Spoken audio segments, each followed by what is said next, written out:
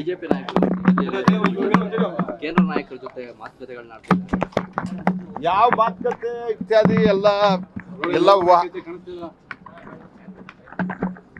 ಯಾವ ಮಾತುಕತೆ ಊಹಾಪೋಹ ಎಲ್ಲ ಇದೆ. ಊಹಾಪೋಹಗಳವು ಭಾರತೀಯ ಜನತಾ ಪಾರ್ಟಿ ರಾಷ್ಟ್ರೀಯ ನಾಯಕತ್ವ ಶ್ರೀಮಾನ್ ನರೇಂದ್ರ ಮೋದಿ ಅವರು ಮತ್ತು ನಡ್ಡಾ ಅವರ ನೇತೃತ್ವದಲ್ಲಿ ಭಾಳ ಗಟ್ಟಿಮುಟ್ಟಾಗಿದೆ. ಸೂಕ್ತ ಸಮಯದಲ್ಲಿ ಸೂಕ್ತ ತೀರ್ಮಾನ ತೆಗೆದುಕೊಳ್ತಾರೆ. ನನಗೆ ಅಶೋಕ್ ಅವರು ಡೆಲ್ಲಿಯಲ್ಲಿ ಬಂದಾಗ ಭೇಟಿಯಾಗಿದ್ದರು. ಅವ್ರದ್ದು ಯಾವುದೋ ಒಂದು ಎಜುಕೇಷನ್ ಇನ್ಸ್ಟಿಟ್ಯೂಷನದ ಲೈಸೆನ್ಸ್ಗಾಗಿ ಬಂದೇನೆ ಅಂಥೇಳಿ ಧರ್ಮೇಂದ್ರ ಪ್ರಧಾನ್ ಅವರಿಗೆ ಫೋನ್ ಮಾಡು ಅಂತ ಹೇಳಿದರು. ನಾನು ಫೋನ್ ಮಾಡಿ ನಾನೇ ಅಪಾಯಿಂಟ್ಮೆಂಟ್ ಅವರಿಗೆ ಕೊಡಿಸಿದ್ದೇನೆ. ನೀವು ಬಂದವ್ರನ್ನೆಲ್ಲ ಚೇಂಜ್ ಮಾಡೋದಕ್ಕೆ ಬಂದಿದ್ದಾರೆ ಅಂದರೆ ನೀವಲ್ಲ, ಮೀಡಿಯಾ ದೃಷ್ಟಿಯಿಂದ ಹೇಳೋದು ನಾನು. ಯಾರ ಡೆಲ್ಲಿಗೆ ಬಂದರು, ಅವರು ಚೇಂಜ್ ಮಾಡೋಕ್ಕೆ ಬಂದಿದ್ದಾರೆ ಅಥವಾ ಚೇಂಜ್ ಮಾಡ್ಸೋಕ್ಕೆ ಬಂದಿದ್ದಾರೆ, ಕಂಟಿನ್ಯೂ ಮಾಡ್ಕೊಳ್ಳೋಕ್ಕೆ ಬಂದಿದ್ದಾರೆ ಅಂತ ನೀವು ಅಂದ್ಕೊಂಡ್ರೆ ಅದಕ್ಕೆ ನಾವು ಹೆಂಗೆ ಉತ್ತರ ಹೇಳ್ಬೇಕು ಹೇಳ್ರಿ. ಈಗ it is nothing like that. Party leadership is quite strong and also ಭಾಳ ನಮ್ಮ ನೇತೃತ್ವದ ಬಗ್ಗೆ ನನಗೆ ಭಾಳ ಅಭಿಮಾನ ಇದೆ. ಸನ್ಮಾನ್ಯ ಮೋದಿಯವರಾಯಿತು ಮತ್ತು ಸಂಘಟನಾತ್ಮಕ ನೇತೃತ್ವವನ್ನು ವಹಿಸಿರುವಂಥ ನಡ್ಡಾ ಅವರು, ಉಳಿದೆಲ್ಲ ನಮ್ಮ ನಾಯಕರು ಅಮಿತ್ ಶಾ, ರಾಜನಾಥ್ ಸಿಂಗ್ ಇವರೆಲ್ಲರ ಜೊತೆ ಕನ್ಸಲ್ಟ್ ಮಾಡಿ ಸೂಕ್ತ ಸಮಯದಲ್ಲಿ ಸೂಕ್ತ ನಿರ್ಧಾರವನ್ನು ತೆಗೆದುಕೊಳ್ತಾರೆ.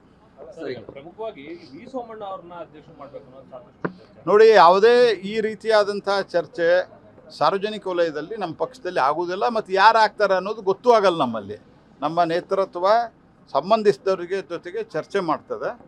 ಚರ್ಚೆ ಮಾಡಿ ನಿರ್ಣಯವನ್ನು ಯಾವಾಗಲೂ ಮಾಡಿದೆ. ಪ್ರಜಾಪ್ರಭುತ್ವ ವ್ಯವಸ್ಥೆ ನಮ್ಮದು.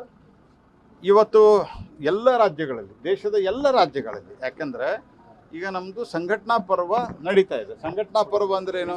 ಮೆಂಬರ್ಶಿಪ್ ಆದ ನಂತರ ಬೂತ್ ಅಧ್ಯಕ್ಷರು, ಅಧ್ಯಕ್ಷ ಆದ ನಂತರ ಮಂಡಲ ಅಧ್ಯಕ್ಷರು ಅಂದರೆ ವಿಧಾನಸಭಾ ಕ್ಷೇತ್ರ ಮಟ್ಟದಲ್ಲಿ ಜಿಲ್ಲಾ ಅಧ್ಯಕ್ಷರಾದ ನಂತರ ರಾಜ್ಯ ಅಧ್ಯಕ್ಷರು. ಇದು ಚುನಾವಣೆ ಪ್ರಕ್ರಿಯೆ. ಈ ಚುನಾವಣೆ ಪ್ರಕ್ರಿಯೆ ಎಲ್ಲ ಕಡೆ ಆಗ್ತಾಯಿದೆ, ಒಂದಾದಮೇಲೆ ಒಂದು ರಾಜ್ಯದ ಆಗ್ತಾ ಇದೆ. ಆ ಚುನಾವಣೆ ಪ್ರಕ್ರಿಯೆಯಲ್ಲಿ ಸಹಜವಾಗಿ ಪಾರ್ಟಿ ಇವತ್ತು ಭಾಳ ದೊಡ್ಡ ಪ್ರಮಾಣದಲ್ಲಿ ಎಲ್ಲ ರಾಜ್ಯಗಳಲ್ಲಿ, ನಾ ಕರ್ನಾಟಕ ಅಂತ ಹೇಳ್ತಲ್ಲ, ಕರ್ನಾಟಕ ರಾಜ್ಯದಲ್ಲಿ ಗೊಂದಲ ಇದೆ ಅಂತಲ್ಲ, ಎಲ್ಲ ರಾಜ್ಯಗಳಲ್ಲಿ ಹೇಳಿದರು ಅಂತ ನೀವು ಹೇಳ್ತಾರೆ. ನಾನು ಹಂಗೆ ಹೇಳ್ತಾ ಇಲ್ಲ.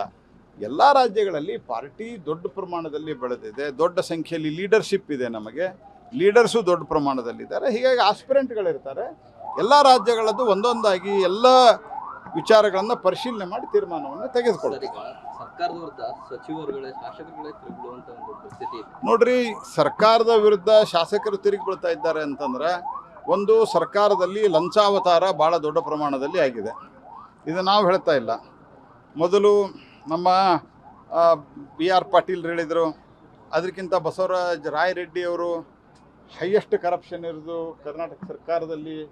ಕರ್ನಾಟಕದಲ್ಲಿ ಅನ್ನುವಂಥ ಮಾತನ್ನು ಹೇಳಿದರು. ಆಮೇಲಿಂದ ಡೆವಲಪ್ಮೆಂಟ್ ಮಾಡೋದಕ್ಕೆ ದುಡ್ಡಿಲ್ಲ ಅಂತ ಪರಮೇಶ್ವರ್ ಹೇಳಿದರು. ಅವರು ಹೆಂಗಿದೆ ಕಾಂಗ್ರೆಸ್ ಪಾರ್ಟಿಯ ಸ್ಥಿತಿ ಅಂತಂದರೆ, ಭಾಷಣ ಅವರು ಮಾಡ್ತಾರೆ, ಆಮೇಲೆ ಅದು ಸ್ವಲ್ಪ ಯಾರಾದರೂ ಹಿಡಿದು ಅದರ ಬಗ್ಗೆ ಪ್ರತಿಕ್ರಿಯೆ ಕೊಟ್ಟರು, ಮಾಧ್ಯಮದವರು ಅದನ್ನು ತೋರಿಸಿದರು, ಅದನ್ನು ಜನರಿಗೆ ಕೇಳಿಸಿದರು ಅಂತಂತಾರೆ. ನಂಗೆ ಹೇಳೇ ಇಲ್ಲ ಅಂತಾರೆ. ಭಾಳ ಸ್ಪಷ್ಟವಾಗಿ ಹೇಳಿದ್ದಾರೆ, ನನ್ನ ಹತ್ರ ಇಲ್ಲ, ಸಿದ್ದರಾಮಣ್ಣನ ಹತ್ರ ದುಡ್ಡಿಲ್ಲ ಅಂತ, ಕೇಂದ್ರ ಹತ್ರ ಕೇಳಬೇಕು ಅಂತ. ಆಮೇಲೆ ಹೇಳ್ತಾರೆ, ನಾನು ಹಂಗಿದೆ ಇಲ್ಲ, ನನ್ನ ಹೇಳಿಕೆಯನ್ನು ತಿರುಚಿದ್ದಾರೆ ಅಂಥೇಳಿ. ಸೊ ಇದು ಕಾಂಗ್ರೆಸ್ಸಿನ ಒಂದು ದುರ್ದೈವ. ಇದು ರಾಜ್ಯದ್ದು ಒಂದು ದುರ್ದೈವ. ಒಂದು ಅತ್ಯಂತ ಸುಭಿಕ್ಷವಾದಂಥ ರಾಜ್ಯ ನಮ್ಮದು. ಅವರ್ಸ್ ಇದೆ ಮೋಸ್ಟ್ ಅಡ್ವಾನ್ಸ್ಡ್ ಮತ್ತು ಕಲ್ಚರ್ಡ್ ರಾಜ್ಯ ನಮ್ಮದು. ಈ ರಾಜ್ಯವನ್ನು ಈ ರೀತಿ ತಂದಿರುವಂಥದ್ದು, ರಾಜ್ಯದಲ್ಲಿ ಒಂದು ರೀತಿಯ 136 ವಿಧಾನಸಭಾ ಸದಸ್ಯರಿದ್ದರು. ಒಂದು ರೀತಿಯ ಅಸ್ಥಿರತೆ ಅವ್ರ ಮನಸ್ಸಿನಲ್ಲೇ ಕಾಡ್ತಾ ಇದೆ. ಹೀಗಾಗಿ ಆಡಳಿತದ ಮೇಲೆ ಹಿಡಿತವನ್ನು ತಪ್ಪಿದ್ದಾರೆ. ಮತ್ತು ಇನ್ನೊಂದು ಕಡೆ ರಾಜ್ಯದ ಈ ಬೇರೆ ಬೇರೆ ಕಡೆ ಒಂದು ಹೊಸ ಕಾಯ್ದೆ ತರ್ತಾರೆ. ಏನು ಡೈವರ್ಟ್ ಮಾಡಲಿಕ್ಕೆ, ಅಟೆನ್ಷನ್ ಡೈವರ್ಟ್ ಮಾಡೋದು. ಏನು ಕಾಯ್ದೆ? ನೀವು ಇದನ್ನು ಕೆರಳಿಸುವಂಥ ಭಾಷೆ, ಕೆರಳಿಸುವಂಥ ಭಾಷೆ ಮಾತಾಡಿದ್ದು ಈಗೂ ಕಾನೂನು ಅದ. ನಿಮ್ಗೆ ಯಾಕೆ ಹೊಸ ಕಾನೂನು ಬೇಕು? ಏನಾದರೂ ಆ ರೀತಿ ನೀವು ತಪ್ಪು ಭಾಷೆಯನ್ನು ಬಳಸಿದರೆ ಕ್ರಮ ತೆಗೆದುಕೊಳ್ಳಿಕ್ಕೆ ಈಗೂ ಇದೆ. ಮತ್ತು ಇಂದಿರಾ ಗಾಂಧಿಯವ್ರನ್ನ ಹಿಟ್ಲರ್ ಅಂದರು ಅಂಥೇಳಿ ಕೇಸ್ ಹಾಕ್ತಾರೆ. ಮೊದಲೇದು ಇಂದಿರಾ ಗಾಂಧಿ ಹಿಟ್ಲರ್ ರೀತಿ ವರ್ತಿಸಿರಲಿಲ್ವಾ? ಎಷ್ಟು ಜನರನ್ನ ಕೊಂದು ಹಾಕಿದರು, ಎಷ್ಟು ಜನರನ್ನ ಅವರು ಜೈಲಿನಲ್ಲೇ ಸತ್ತೋದ್ರು, ಪೊಲೀಸ್ ಸ್ಟೇಷನ್ದಲ್ಲೇ ಸತ್ತೋದ್ರು. ಇದೇ ಮೈಕಲ್ ಫರ್ನಾಂಡಿಸ್ಗೆ ಏನಾಗಿತ್ತು? ಇಲ್ಲೇ ನಮ್ಮ ಎದುರಿಗೆ ಈಗ ಆ್ಯಕ್ಟಿವ್ ಪೊಲಿಟಿಷಿಯನ್ ಆಗಿರುವಂಥ ಸುರೇಶ್ ಕುಮಾರ್ ಇದ್ದಾರೆ, ಅವ್ರಿಗೇನಾಗಿತ್ತು? ಅನಂತಕುಮಾರ್ ಒಬ್ಬರು ಸಾಮಾನ್ಯ ಒಬ್ಬ EBP ಕಾರ್ಯಕರ್ತರಾಗಿದ್ದರು, ಅವ್ರಿಗೇನಾಗಿತ್ತು? ಕರಂಬಳ್ಳಿ ಸಂಜೀವ್ ಶೆಟ್ಟರು, ಆಮೇಲಿಂದ ದೇವೇಗೌಡರು, ಇದೇ ಸಿದ್ದರಾಮಯ್ಯನವರು. ಇವತ್ತು ಯಾರು ಇಂಡಿಯಾ ಲೈನ್ಸು ಕಾಂಗ್ರೆಸ್ ಪಾರ್ಟಿ ಜೊತೆಗೆ ನಿಂತಿದ್ದಾರೆ ಅವರೆಲ್ಲರನ್ನು ಒಳಗೆ ಹಾಕಿದ್ರಲ್ಲ, ಜೈಲ್ನಾಗ ಹಾಕಿದ್ರ. ಮತ್ತು ಇದು ಸರ್ವಾಧಿಕಾರಿ ಅಲ್ವಾ, ಇದು ಹಿಟ್ಲರ್ ಶಾಹಿ ಅಲ್ವಾ? ಹಿಟ್ಲರ್ ಅನ್ನೋದು ಕೇಸ್ ಹಾಕ್ತಾರಂತ ನಾನು ಹೇಳ್ತಾ ಇದ್ದೇನೆ. ನಾವು ಇಂದಿರಾ ಗಾಂಧಿ ಅವಾಗ ಹಿಟ್ಲರ್ ರೀತಿ ವರ್ಸಿದ್ರು, ಹಾಕಂತಿಡ್ರಿ case. Those 24 months she was Hitler. Case ಹಾಕ್ತಾರೆ ಅಂದ್ರೆ ನೀವು ಜನರ ಒಂದು ಅಭಿವ್ಯಕ್ತಿ ಸ್ವಾತಂತ್ರ್ಯವನ್ನು ಹರಣ ಮಾಡ್ಲಿಕ್ಕೆ ಕೊಟ್ಟಿರಿದ್ರಿ ನೀವು. ಅಲ್ಲೇ ಚಕ್ರವರ್ತಿ ಸೂಲಿಬೆಲೆ ಅವ್ರಿಗೆ ಹೇಳ್ತಾರೆ ನೀವೇನು ರಾಜಕೀಯ ಮಾತಾಡ್ಬರಂತ.